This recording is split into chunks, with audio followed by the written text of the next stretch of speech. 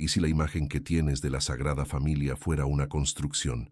¿Y si el hombre silencioso y justo que crió a Jesús tuvo una vida entera, otra familia y una muerte tan poderosa y reveladora que tuvo que ser borrada de la historia? ¿Por qué la Iglesia prohibió y ocultó ciertos evangelios durante siglos? Si alguna vez has sentido un vacío en la historia oficial, una duda persistente en tu corazón, una sensación de que te falta una pieza clave del rompecabezas espiritual, no estabas equivocado.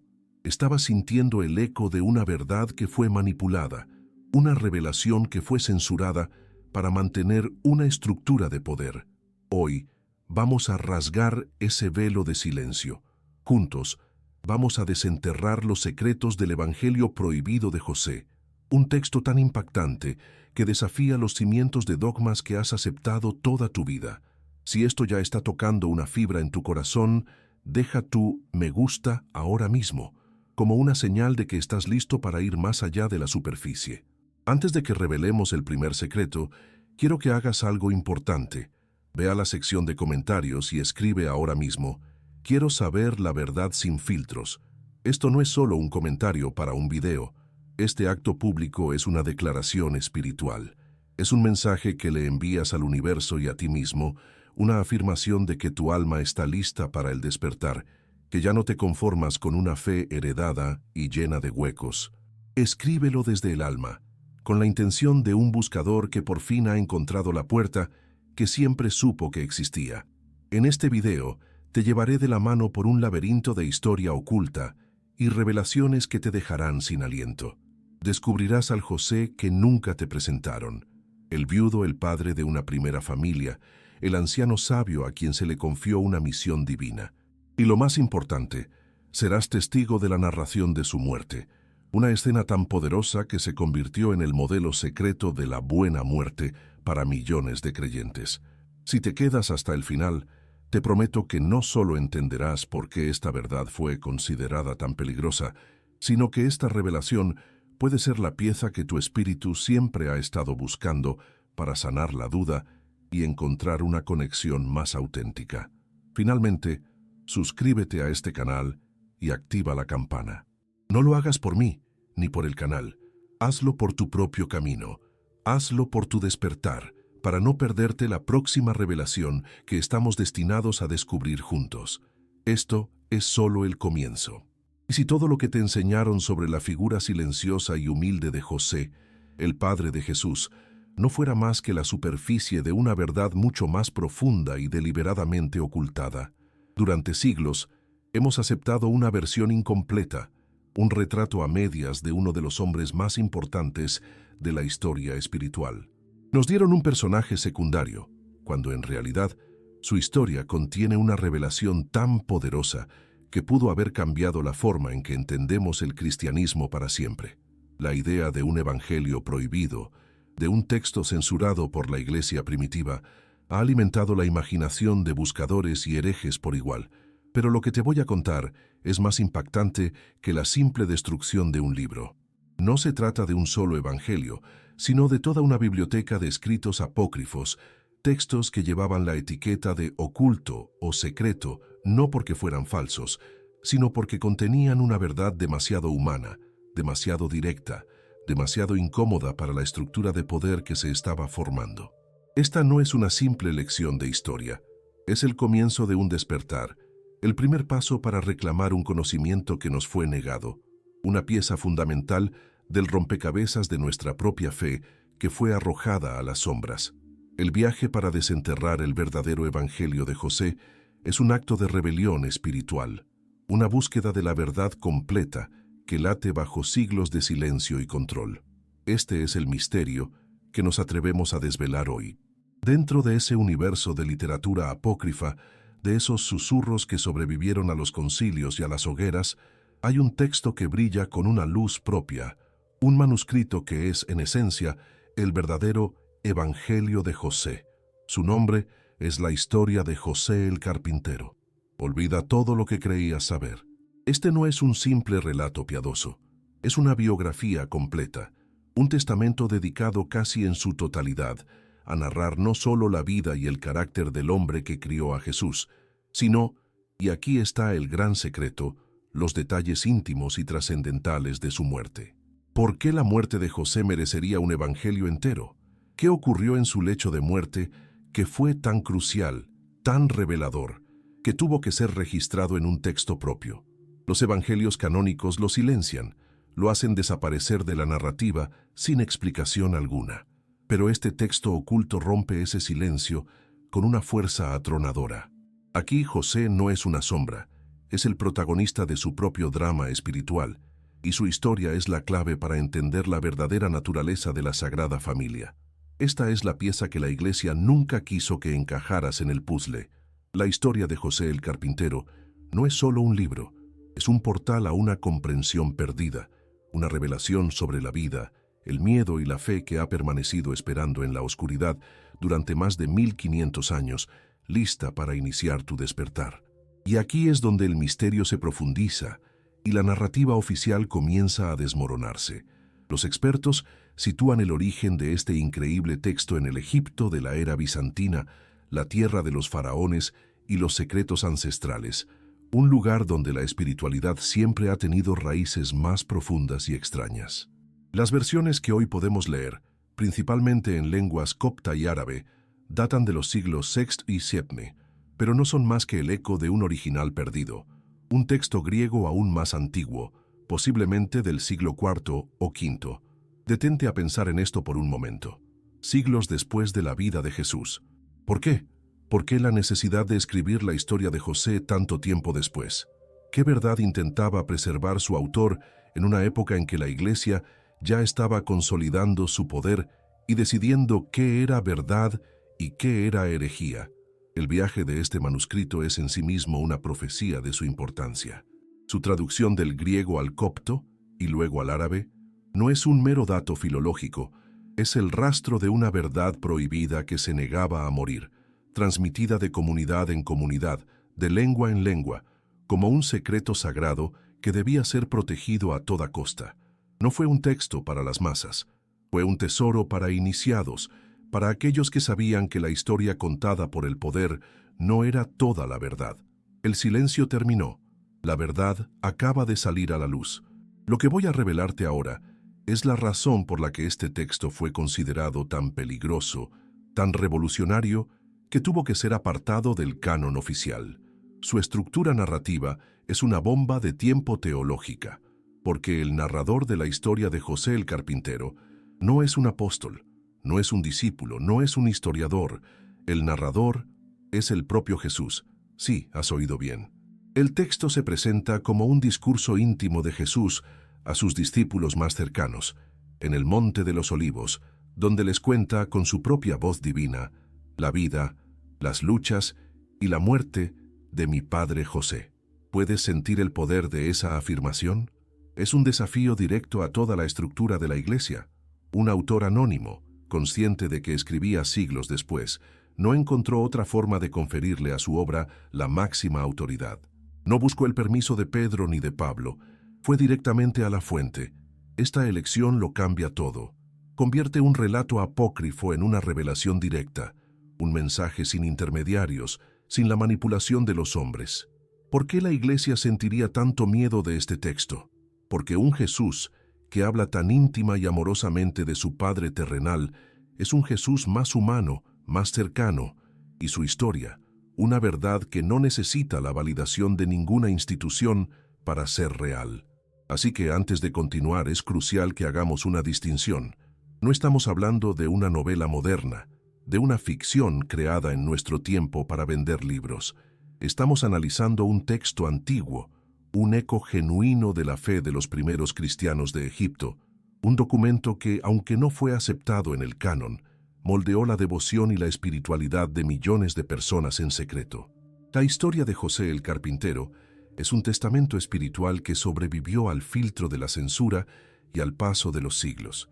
Hemos apenas abierto la puerta de este misterio.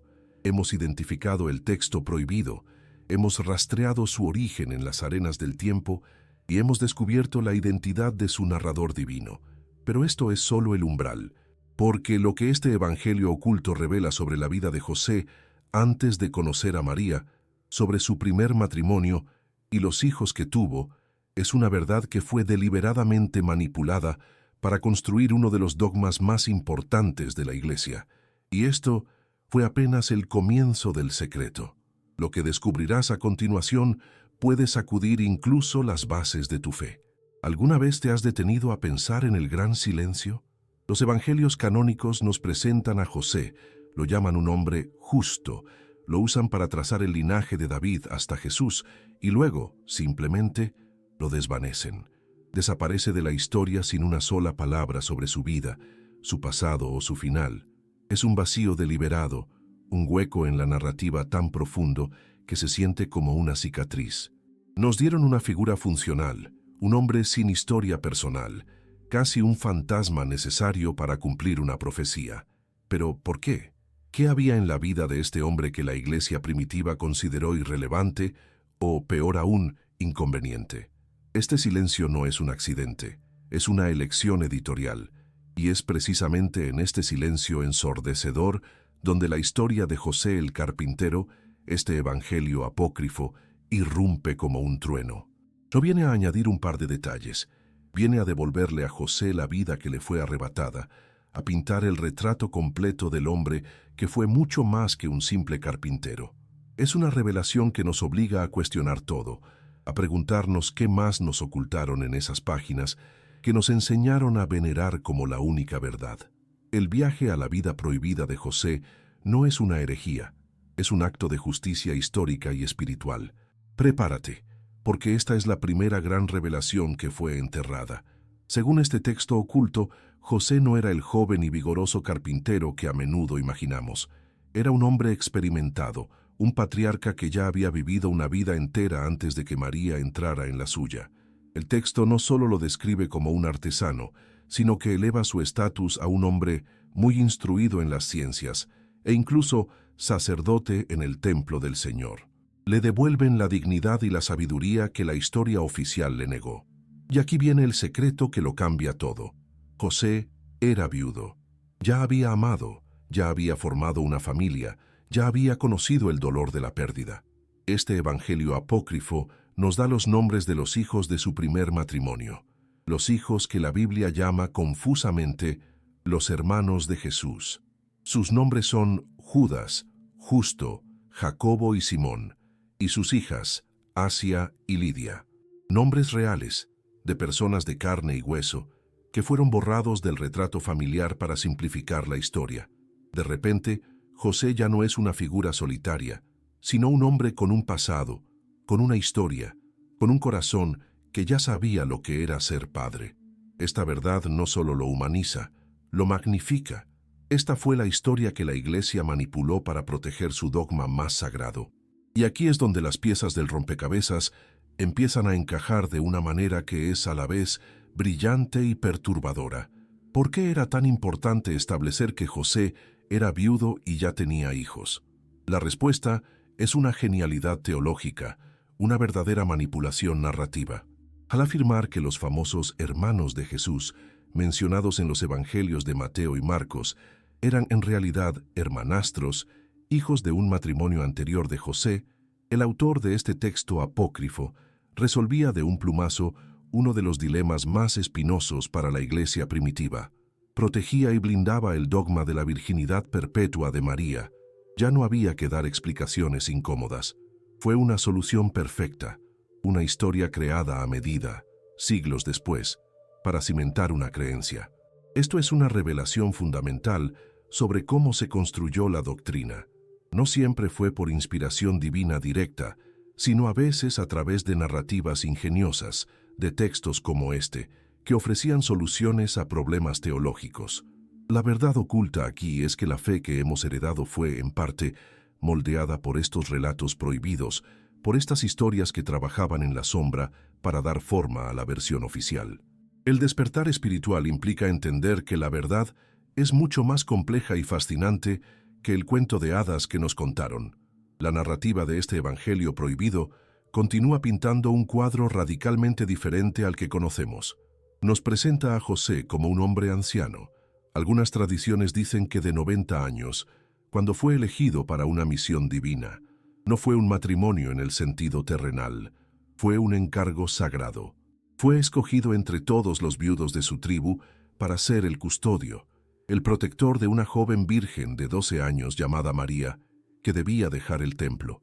Piensa en la imagen, un hombre en el ocaso de su vida, a quien se le confía el amanecer de la salvación. Esta avanzada edad no es un detalle trivial, es un poderoso símbolo teológico. Asegura la naturaleza puramente espiritual de su unión, su rol como guardián del misterio divino, no como un esposo convencional. Él era el protector del arca viviente de la alianza. Esta imagen de un José anciano y sabio que dominó el arte cristiano durante siglos no viene del Nuevo Testamento. Viene de aquí, de esta fuente secreta, de esta verdad que añade una capa de misticismo y sacralidad a la historia, recordándonos que los planes de Dios trascienden nuestras ideas sobre la edad, el amor y la familia. Si esta verdad sobre la familia oculta de José ha resonado contigo, comenta ahora: estoy listo para la verdad que escondieron. Hazlo como una declaración de que ya no te conformas con una historia a medias. Hemos reconstruido al hombre detrás del santo, al viudo detrás del esposo, al padre de una primera familia detrás del padre adoptivo. Este texto apócrifo nos devuelve la humanidad de José, mostrando su angustia y su dolor al encontrar a María encinta, una emoción mucho más cruda y real que en el relato canónico. Nos habla de un Jesús que le era sumiso y obediente, no por obligación, sino por un profundo amor filial. Consolida la imagen de un padre amoroso, presente y respetado, cuya mano guió los primeros pasos del Salvador del mundo. Hemos recuperado la vida que fue borrada del registro oficial, pero toda esta revelación, por increíble que parezca, es solo el preludio. Es la preparación del escenario para el acto final y más importante de este evangelio prohibido. Porque la forma en que José murió, quién sostuvo su mano en su último aliento y las palabras que se dijeron en esa habitación, es el secreto más poderoso de todos. Un secreto que contiene una profecía, una promesa y un modelo para el viaje final de cada alma humana. Y lo que vino después fue aún más perturbador. Hemos llegado al corazón del misterio, al epicentro de este evangelio prohibido. Si te has preguntado por qué un texto así fue considerado tan vital, la respuesta yace en el evento que los evangelios canónicos decidieron ignorar por completo. Dejaron morir al Padre de Jesús fuera de escena, en el más absoluto y desconcertante de los silencios. No hay una tumba, no hay un último adiós, no hay una palabra de consuelo. Simplemente se esfuma. ¿Por qué este velo de secreto sobre el final de su vida? La respuesta es lo que se conoce como el Transitus Iosefi, el tránsito de San José, la sección más extensa, la más original y la más influyente de la historia de José el Carpintero. Esta no es una simple anécdota, es la razón de ser de todo el texto. Lo que estás a punto de escuchar no es solo la historia de cómo murió un hombre, es un mapa detallado del viaje del alma, una revelación sobre la muerte misma, entregada a la humanidad a través de la experiencia más íntima y dolorosa de Jesús, la pérdida de su Padre terrenal. Este es el conocimiento que se consideró demasiado poderoso, una guía espiritual para la hora final que nos fue ocultada durante siglos. A la edad de 111 años, el fin de la vida de José se acercaba. Y aquí, este texto apócrifo nos arroja la primera bomba de honestidad brutal, destrozando la imagen del santo pasivo y sereno. Lejos de la muerte idealizada que nos han vendido en otras historias, este evangelio prohibido nos muestra la verdad cruda, la verdad que nos conecta a todos. El hombre justo, el Padre de Jesús, sintió un miedo atroz. El texto describe con una humanidad desgarradora la profunda turbación y la angustia que asaltaron a José ante el abismo de lo desconocido. En su dolor, llega a maldecir el día en que nació, a lamentar los pecados de su vida, mostrando una vulnerabilidad que lo hace increíblemente nuestro, increíblemente real. Esto no es un santo de yeso en un altar, es un ser humano enfrentando el final. Y es en esa honestidad donde reside su poder. Su oración no es de confianza ciega, sino una súplica conmovedora. Pide ayuda, pide que los demonios no se le acerquen, pide no ser avergonzado ante el juicio divino. Quizás toda tu vida buscaste fuera, en dogmas y rezos prefabricados, el consuelo que siempre estuvo dentro de este miedo honesto y profundamente espiritual. Y aquí es donde la escena más íntima y sagrada de la historia fue revelada. En medio de esa tormenta de miedo, la atmósfera de la habitación cambia por completo. El terror da paso a una escena de amor tan profundo que ha definido la esperanza de millones de personas durante siglos. Jesús, el Hijo, asume su papel final. No es el juez divino, no es el rey del universo. Es un hijo que se sienta a la cabecera de su padre agonizante. Le toma las manos, siente su temblor y le habla con una ternura que rompe el alma. «Salud, mi querido padre José», le susurra, cuya vejez es al tiempo buena y bendita. Imagina ese momento. Jesús, el Verbo hecho carne, llora. Llora al ver el sufrimiento del hombre que lo crió.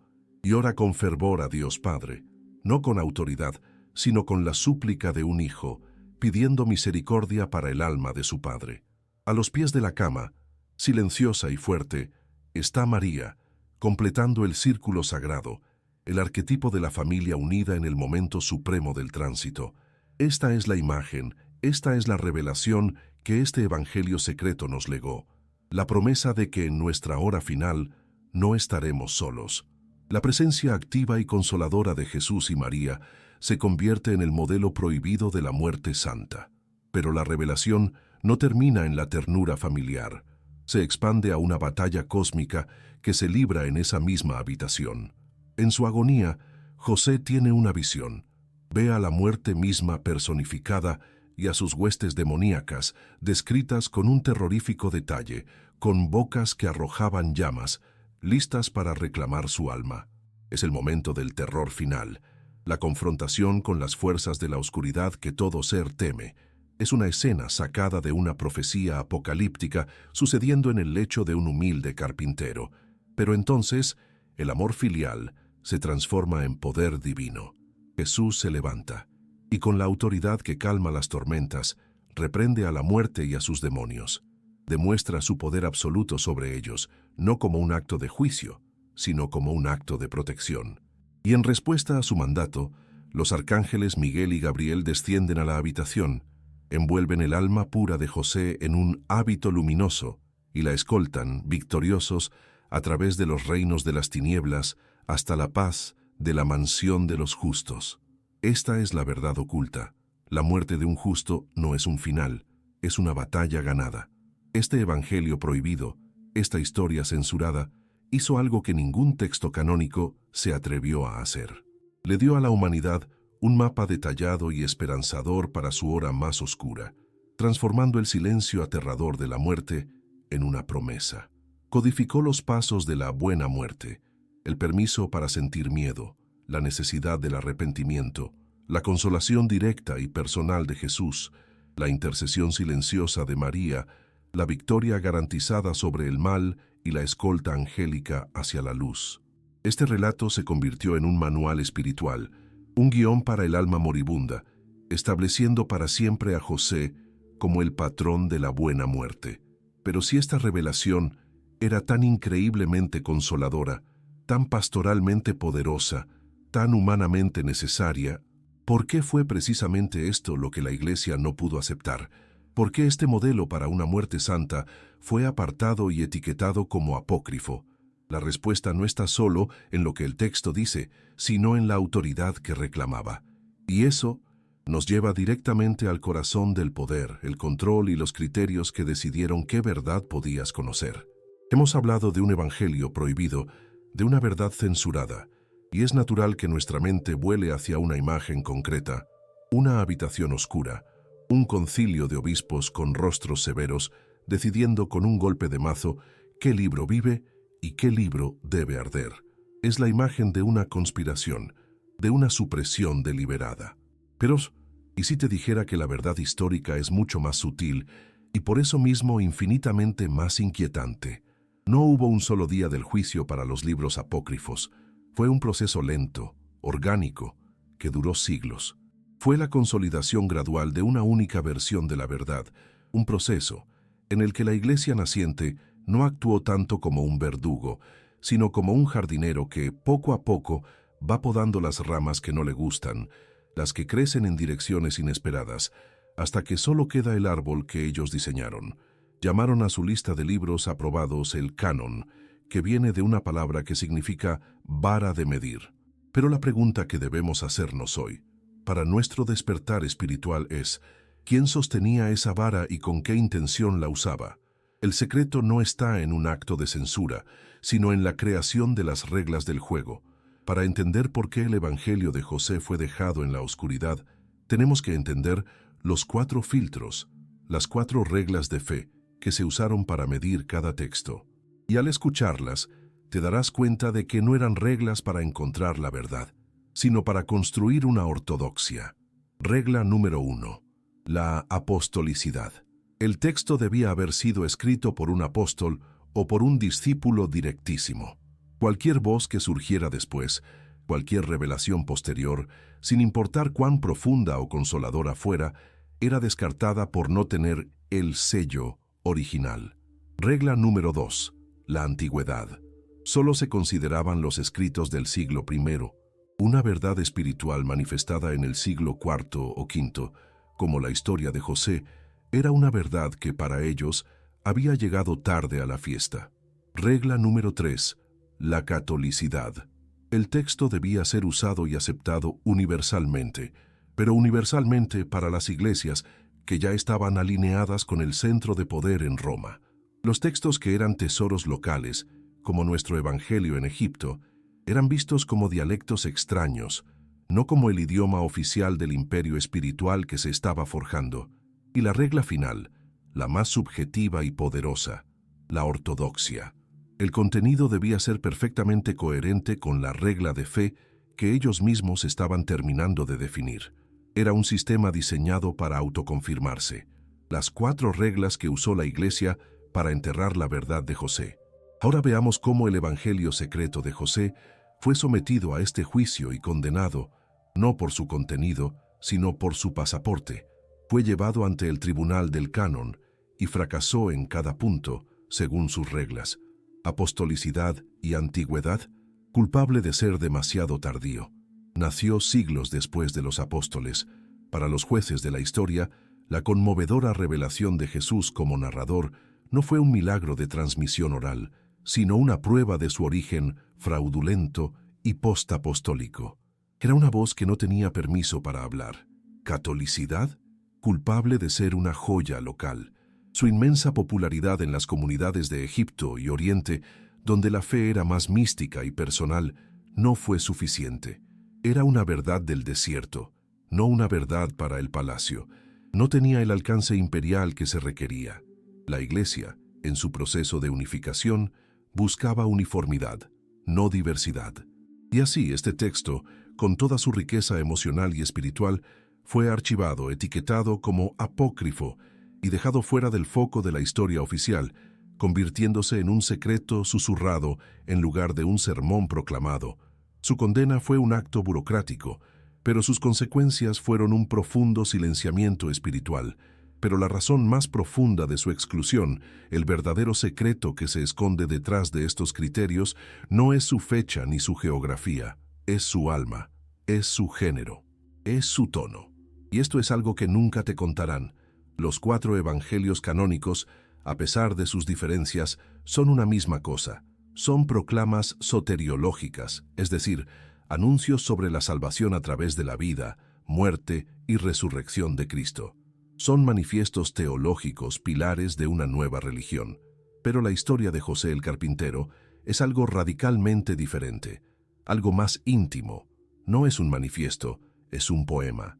Es una biografía de un santo, lo que se conoce como hagiografía. Y lo más importante, es un ars moriendi, un manual espiritual sobre el arte de morir sin miedo. Su tono es imaginativo, detallado, profundamente emocional. Contrasta brutalmente con la sobriedad teológica de los textos canónicos. Fue excluido no porque su mensaje sobre José fuera una mentira, sino porque su verdad era de una naturaleza distinta. Era una verdad del corazón, no del poder. Y en el gran proyecto de construir una religión imperial, las verdades del corazón, con su desorden y su profunda humanidad, a menudo son las primeras en ser prohibidas. Si entiendes que la verdad espiritual es más grande que cualquier libro o dogma, comenta ahora: mi fe no tiene muros. Declara tu libertad para buscar la verdad donde sea que ésta te llame. Así que el gran misterio de este evangelio prohibido se resuelve de una manera inesperada. La exclusión de la historia de José no fue tanto un acto de censura para ocultar hechos sobre el padre de Jesús, sino un acto de definición. La iglesia primitiva estaba decidiendo qué era un evangelio y qué no lo era. Estaba trazando una línea muy clara entre lo que consideraba el fundamento inamovible de la fe, el canon, y el hermoso, salvaje y a veces caótico edificio de la tradición que se construiría sobre él. Este despertar espiritual no nos lleva a una simple teoría de conspiración, sino a una comprensión mucho más profunda. Nos muestra cómo se construyó la fe, cómo se tomaron las decisiones y qué voces quedaron en la sombra. El Evangelio de José no fue quemado, fue reclasificado, pero al hacerlo lo apartaron de las manos de la gente común. Sin embargo, no pudieron matar su espíritu, no pudieron detener su influencia. Y lo que sucedió después, cómo este texto censurado se vengó silenciosamente de la historia y conquistó el corazón de millones de fieles. Esa es la paradoja más hermosa y la revelación final de nuestro viaje. Lo apartaron del canon, lo etiquetaron como apócrifo, lo encerraron en el archivo de los textos inconvenientes, creyendo que con ese acto de poder habían ganado la batalla por la verdad. Pero aquí, en el final de nuestro viaje, yace la revelación más hermosa, la más profunda y paradójica de todas. Un texto que fracasó en ser incluido en la Biblia. Triunfó de una manera mucho más espectacular y duradera. Se saltó las bibliotecas de los obispos y se metió directamente en el corazón de la gente. ¿Por qué? Porque mientras el canon ofrecía un José silencioso y distante, este evangelio prohibido respondía a las necesidades más profundas del alma humana. Daba consuelo para el miedo a la muerte, daba un rostro al Padre de Jesús y encontraba la santidad en el trabajo y la vida cotidiana. Su verdad no era teológica, era una verdad emocional. Y esa clase de verdad, una vez liberada, es imposible de volver a encadenar. El espíritu de este texto censurado se escapó de los muros del control doctrinal y comenzó una conquista silenciosa, un despertar espiritual que la Iglesia nunca pudo detener. Y si no puedes meter tu verdad en el libro sagrado, tienes que encontrar otras formas de contarla. La estrategia fue genial. La pusiste en los ojos de la gente, la pintaste en los frescos de sus iglesias, la esculpiste en la madera de sus altares, la cantaste en sus himnos. El impacto de esta tradición apócrifa en el arte cristiano es la prueba definitiva de su victoria.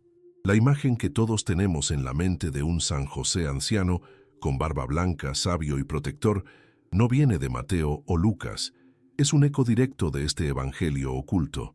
Es un pedazo de la verdad prohibida que se filtró a plena vista, sirviendo al propósito de reforzar la virginidad de María.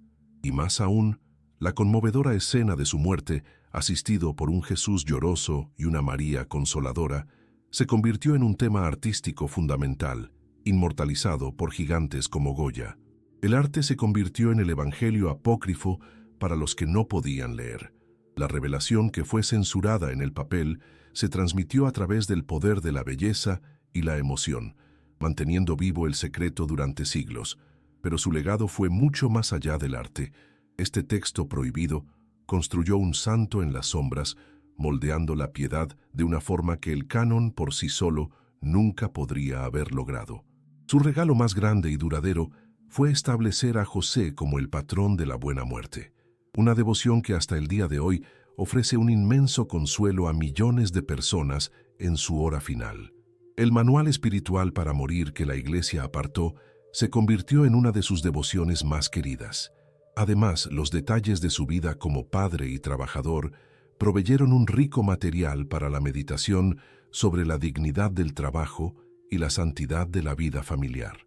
Y así, la devoción a San José, encendida por este texto apócrifo en el Oriente cristiano, comenzó a crecer como una llama lenta, pero imparable. Fue impulsada por grandes místicos y santos que encontraron en esta figura, enriquecida por la tradición oculta, un verdadero maestro de la vida espiritual. una verdad que la estructura oficial tardaría siglos en reconocer. Y entonces, después de casi 1500 años de una devoción popular que crecía desde la base, alimentada en secreto por estas historias prohibidas, el poder central, la Iglesia institucional, hizo lo impensable. Se rindió a la verdad del corazón del pueblo. En 1870, el Papa Pío IX proclamó oficialmente a San José como patrono de la Iglesia Universal. Fue la capitulación final y más gloriosa. La figura de José, que había sido construida y enriquecida por las narrativas de este evangelio censurado, se había vuelto tan indispensable, tan amada, tan espiritualmente necesaria, que la propia institución que una vez la silenció tuvo que colocarla en el trono más alto. El secreto se había filtrado tanto en la conciencia colectiva que ya no podía ser ignorado. La verdad, que fue relegada a los márgenes de la historia, finalmente reclamó el centro. El despertar espiritual de la gente obligó al poder a despertar también. La historia del humilde carpintero, contada en un texto prohibido, había conquistado el mundo. Así que, al final de nuestro viaje, ¿cuál es la verdad definitiva sobre José? ¿Es la del canon, sobria y silenciosa, o la del texto apócrifo, rica y emocional? La revelación final, el verdadero despertar, es entender que la verdad completa no está en una o en otra, sino en la sagrada fusión de ambas. El canon es el fundamento, el ancla histórica, la estructura ósea de nuestra fe, pero la tradición, que incluye estos maravillosos textos apócrifos, es la carne, la sangre, el alma que le da vida. Es el color, la emoción y la respuesta a nuestras preguntas más humanas. El San José que la Iglesia venera hoy no es puramente el de la Biblia ni puramente el del Evangelio prohibido. Es una síntesis, un ser forjado en el diálogo de siglos entre la verdad oficial y la verdad oculta. Nuestro viaje, que comenzó buscando un evangelio secreto, termina con el descubrimiento de una fe mucho más rica, compleja y profundamente humana de lo que jamás nos atrevimos a imaginar. La verdad no estaba prohibida, solo estaba esperando ser descubierta en su totalidad. Hoy no hemos simplemente analizado un texto antiguo y polvoriento, hemos hecho algo mucho más profundo. Hemos rescatado a un alma del silencio. Le hemos devuelto la voz al Padre, la humanidad al Santo y la complejidad a una historia que nos fue contada de una forma peligrosamente simple. Hemos descubierto la verdad oculta de José, el viudo, el padre de una primera familia, el hombre que sintió un miedo atroz ante la muerte y que fue consolado por el amor de su Hijo divino. Hemos visto cómo su historia, prohibida en el canon, se negó a morir y conquistó el mundo a través del arte y del corazón de la gente. Ya no puedes ver a José como una simple figura de madera en un pesebre. Ahora conoces su verdadero rostro, el rostro de una verdad espiritual que es mucho más rica y poderosa que la versión oficial. El viaje de hoy termina, pero el verdadero despertar en tu interior apenas comienza. Y la pregunta que debes hacerte ahora, en la honestidad de tu espíritu, es: ahora que sabes esto, ahora que has visto al José real, al Padre, al hombre temeroso y valiente cuya historia fue manipulada, ¿puedes seguir creyendo como antes? ¿Puedes volver a la imagen incompleta, a la fe cómoda pero incompleta que te dieron? ¿O esta revelación ha encendido en ti una sed de verdad que ya no puede ser apagada? Si sientes que este viaje ha cambiado algo profundo dentro de ti, si te sientes parte de este movimiento de despertar, quiero que selles tu compromiso con la verdad. Ve a los comentarios por última vez y escribe con toda la fuerza de tu corazón: estoy listo para la verdad que escondieron. Que tu comentario no sea un eco de lo que has oído, sino un grito desde tu alma, la declaración definitiva de que tu búsqueda no ha hecho más que empezar y que nunca más te conformarás con una verdad a medias. Y porque esto es solo el comienzo, suscríbete ahora y asegúrate de que la campana de notificaciones esté activada. Hay muchos más secretos esperando en la oscuridad, muchas más verdades prohibidas que necesitan salir a la luz. Este es nuestro camino, y te prometo que lo recorreremos juntos hasta el final. No dejes que este impulso de despertar se apague. La verdad es un fuego que debe ser alimentado. Haz clic en el video que aparece ahora mismo en tu pantalla Y continúa tu viaje con la siguiente revelación. Hazlo ahora, no por este canal, sino por tu alma, que por fin ha empezado a recordar.